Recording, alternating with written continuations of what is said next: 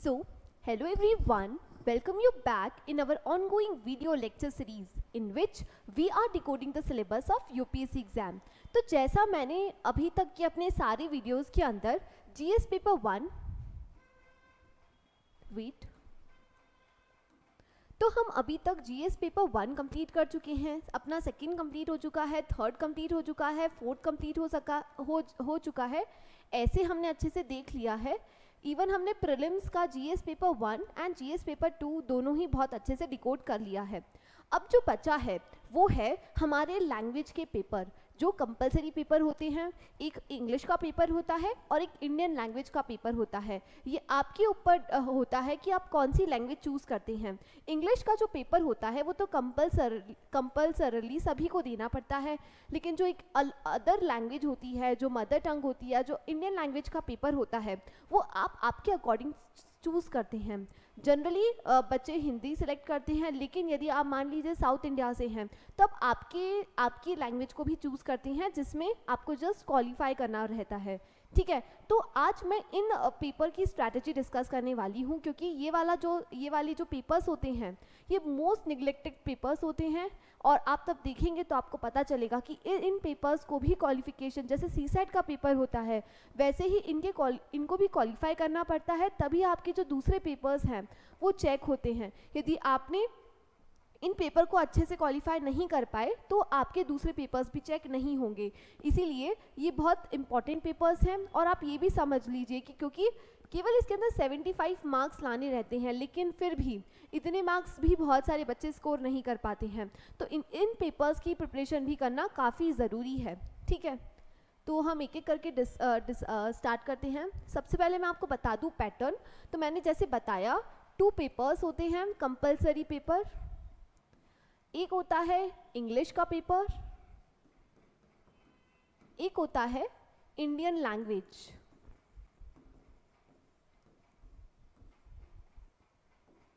Indian language वाला paper. ठीक है, इन दोनों पेपर में दोनों ही 300 मार्क्स के होते हैं।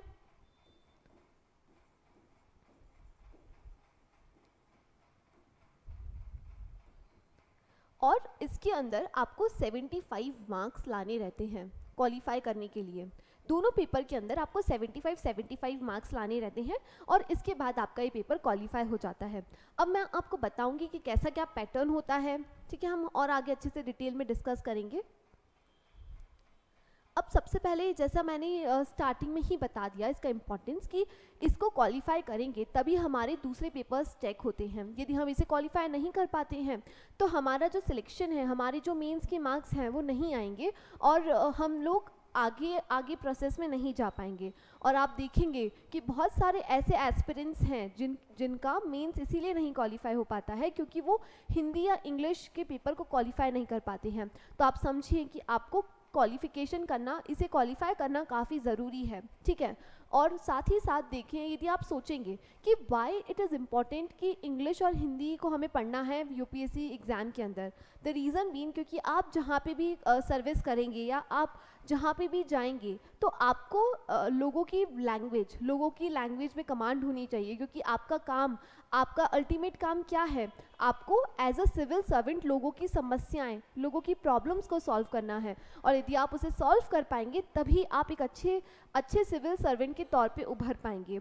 इसीलिए आपको इन पेपर को बहुत अच्छे से ध्यान देना है। और वैसे तो जो 3 महीने होते हैं प्रीलिम्स और मेंस के बीच में, वहाँ पे इसकी प्रिपरेशन काफ़ी अच्छे से की जा सकती है, लेकिन हमें इसे निगलेक्ट नहीं करना है, हमें पहले से ही करना है। मान लीजिए आपकी ग्रामर अच्छी नहीं है तो आप जाएं और अभी से स्टार्ट कर सकते हैं थोड़ा बहुत ग्रामर देखना, ताकि एग्ज़ाम के टाइम पे आपको इतनी कोई दिक्कत नहीं आएगी। ठीक है, तो इम्पोर्टेंस मैंने बता दिया।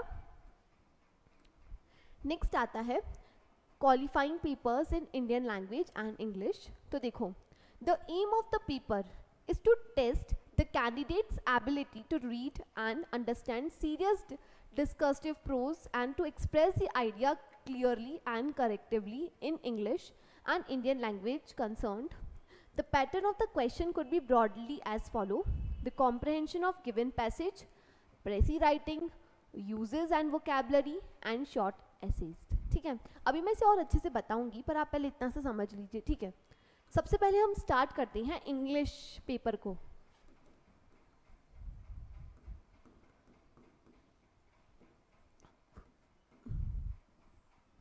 ठीक है, जो पेपर 1 होता है,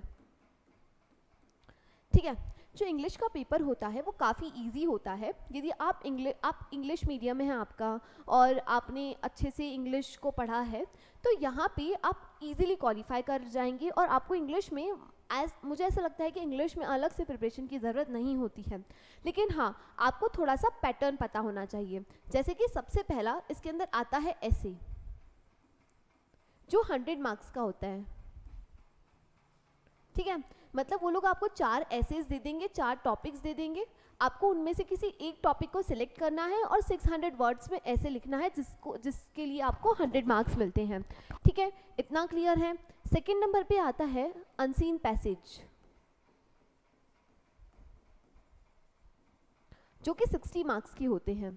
काफ़ी ज़्यादा मार्क्स का होता है अनसीन पैसेज। तो एक बड़ा सा पैराग्राफ होगा, उसके अंदर 5-6 क्वेश्चंस होंगे और आपको अपने ही वर्ड्स में आंसर करना है उन्हें। ठीक है, देन आता है प्रेसी राइटिंग। प्रेसी राइटिंग क्या होता है, मतलब एक बड़ा सा कॉम्प्रहेंशन दे रखा होगा आपको, एक बड़ा सा पैराग्राफ दे रखा होगा, आपको क्या करना है उसे 1/3 अपने वर्ड्स में लिखना है। ठीक है, आपको क्या करना पड़ेगा, आपको 1/3 पेजेस में 1/3 वर्ड्स में आपको उस पैसेज को लिखना होगा आपकी खुद की लैंग्वेज में। तो ये प्रेसी राइटिंग होता है और ये भी नियरली 75 to 80 मार्क्स का होता है। मतलब ये भी काफ़ी इजीली किया जा सकता है। मतलब आप देखें कि यदि आप ऐसे अनसीन पैसेज और ये प्रेसी राइटिंग को काफ़ी अच्छे से कर लेते हैं तो आप आराम से पेपर को क्वालिफाई कर लेंगे। ठीक है, तो ये 3 इंपॉर्टेंट होते हैं। उसके बाद होती है ग्रामर।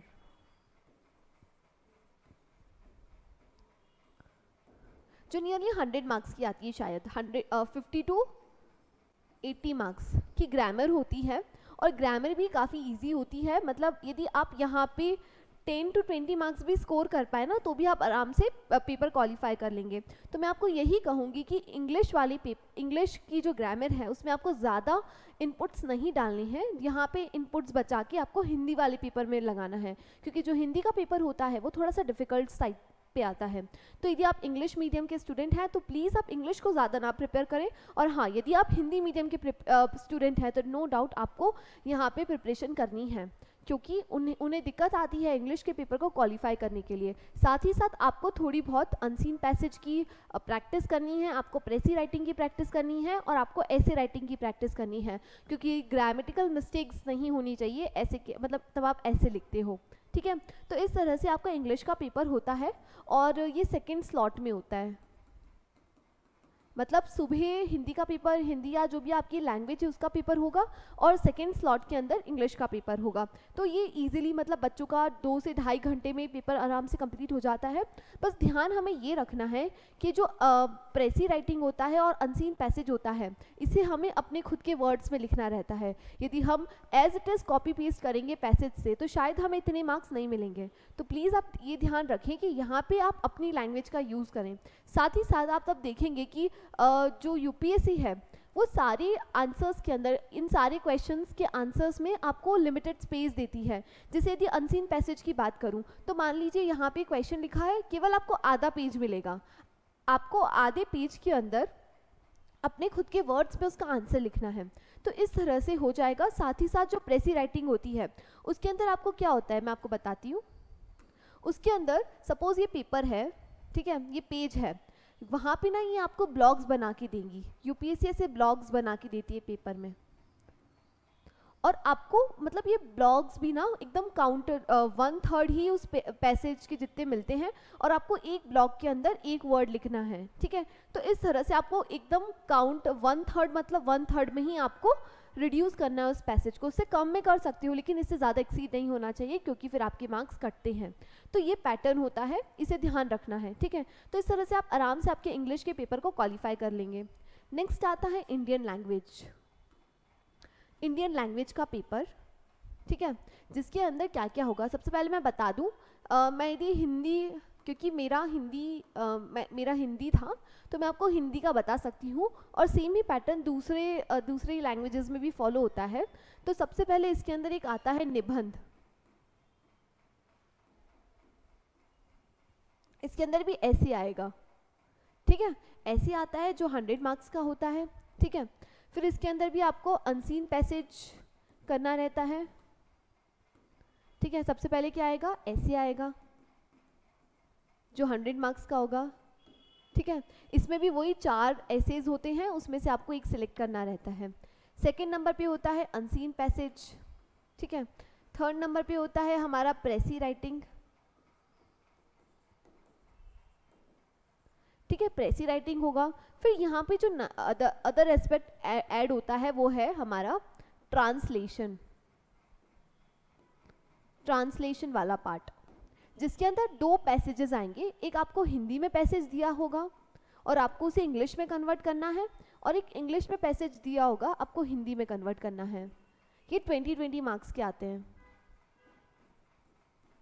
ठीक है, इस तरह से आते हैं। और ये ही सबसे ज़्यादा चैलेंजिंग होते हैं, क्योंकि हमारे पास वर्ड्स, कभी कभी ऐसा होता है कि हमारे पास प्रॉपर वर्ड्स नहीं होते हैं कि हम उसे इंग्लिश टू हिंदी कैसे कन्वर्ट करें। तो आपको यहाँ पे थोड़ा सा ध्यान देना है। साथ ही साथ हमें होता क्या है, क्योंकि यदि हम इंग्लिश मीडियम के हैं तो हमें निबंध लिखने में दिक्कत आती है, हिंदी में हमारी जो स्पीड होती है वो काफ़ी कम होती है, तो इसकी वजह से भी इस पेपर को छूटने के चांसेस रहते हैं।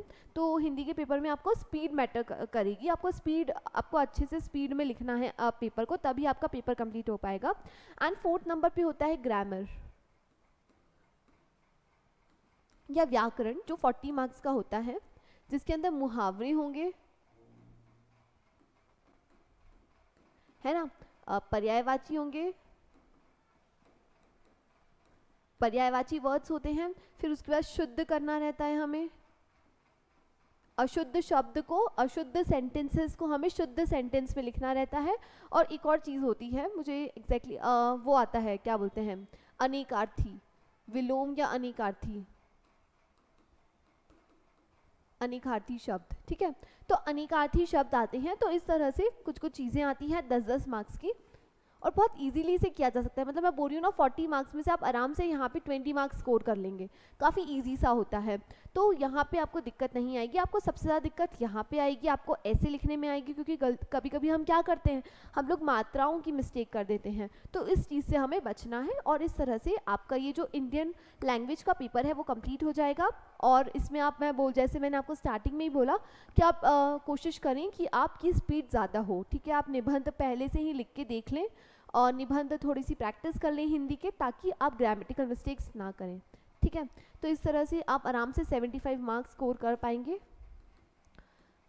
जैसा मैंने इंग्लिश के पेपर में भी बताया कि वो ब्लॉक्स आते हैं प्रेसी राइटिंग के अंदर, तो सेम यहाँ पे भी होता है, ब्लॉक्स आते हैं। साथ ही साथ आपको अपने खुद के वर्ड्स में लिखना पड़ता है, आपके खुद के वर्ड्स में चीज़ों को एक्सप्रेस करना पड़ता है।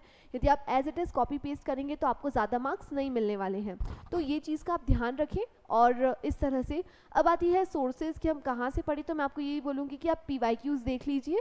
एक बार PYQs देखने के बाद, जैसे इंग्लिश की ग्रामर की कोई बुक आती है, 10th लेवल तक की कोई बुक हो तो आप उसे पढ़ सकते हैं।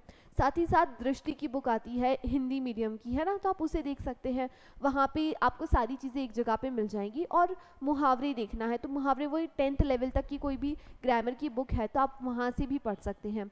तो इसमें एज सच कोई दिक्कत नहीं आएगी। बस यही है कि आपको एग्ज़ाम के पहले एक बार हिंदी का और एक बार इंग्लिश का पेपर लिख के देखना है, तो आपको टाइम मैनेजमेंट आ जाएगा। नहीं तो ऐसा होता है कि कभी कभी जैसे जो निबंध है हम उसे 1.5 घंटा दे देंगे तो फिर हमारा पेपर छूट जाएगा। तो हमें टाइम मैनेजमेंट सीखना है, ठीक है। अल्टीमेटली इस पेपर का एम ही है टाइम मैनेजमेंट, ओके। तो इस तरह से आपका ये कंप्लीट हो जाएगा। फिर आता है, देखो, note the paper on the Indian language and English will be of the matriculation or equivalent standard and will be of qualifying nature only. The marks obtained in this paper will not be counted for ranking, ठीक है। तो इसके जो marks होते हैं उसे count नहीं किया जाता है। The candidates will have to answer the English and Indian language paper in English and respective Indian language, है ना, ठीक है, except with the translation is involved. Fine, इतना समझ में आ गया सबको, ठीक है। तो बस यही था हमारा इंग्लिश और हिंदी या इंडियन लैंग्वेज से रिलेटेड स्ट्रैटेजी। बस आपको यही फॉलो करना है, आपको बेसिक सी स्ट्रैटेजी फॉलो करना है। और सबसे बड़ी बात, आपको ज़्यादा टेंशन नहीं लेना है। ये पेपर बहुत इजी होते हैं, लेकिन हाँ थोड़ा सा एफर्ट्स देना पड़ता है ताकि एकदम से हमारे लिए कुछ नया और कुछ शॉकिंग ना लगे तब आप एग्ज़ाम दें, ठीक है। तो आप इसे इग्नोर ना करें, ईजिली क्वालिफाई हो जाएगा और अपने आप पे बिलीव रखें। So with this note, thank you so much. यदि आपको हमारे वीडियोज़ अच्छे लग रहे हैं so do like and subscribe our channel. और यदि आपने भी प्रीवियस लेक्चर्स, प्रीवियस वीडियोस भी नहीं देखे हैं तो मैं आपको सजेस्ट करूंगी कि आप जाएं और जाके देखें, ताकि आपके जो भी डाउट्स हैं यूपीएससी से रिलेटेड वो सारे क्लियर हो जाएंगे। सो with this note, thank you so much.